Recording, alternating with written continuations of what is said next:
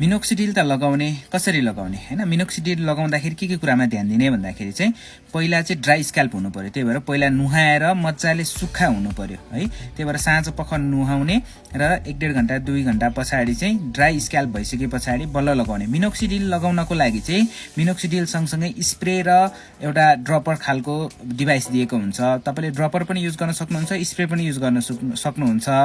म चाहिँ generally ड्रपरै use गर्नको लागि सजेसन गर्छु किनकि त्यसमा चाहिँ मेजर गर्न पनि सजिलो हुन्छ स्प्रेमा चाहिँ तपाईको 8 देखि 12 स्प्रेजहरु लाग्छ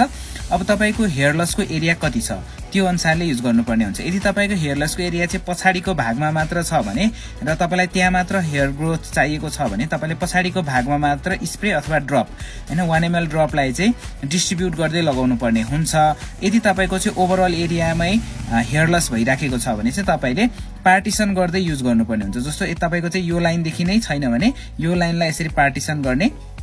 1 2 3 थोपा राख्ने यसलाई मसाज गर्ने है अरु यतापट्टि फेरि यसलाई पार्टिसन गर्ने फेरि यसलाई चाहिँ 1 2 3 थोपा राख्ने मसाज गर्ने फेरि यतापट्टि पार्टिसन गर्ने 1 2 3 4 थोपा राख्ने मसाज गर्ने त्यसरी चाहिँ 1 ml पुरा मिनोक्सिडिल युज गर्नु पर्यो र सबैभन्दा मेन कुरा भनेको चाहिँ तपाईले सकेसम्म मिनोक्सिडिल प्रयोग गर्दाखेरि चाहिँ ग्लोभ्स युज गरेर त्यसरी मिनोक्सिडिल लगाउनु होला र त्यो ड्रपलेटलाई चाहिँ निधारतिर आउन नदिनु होला धेरै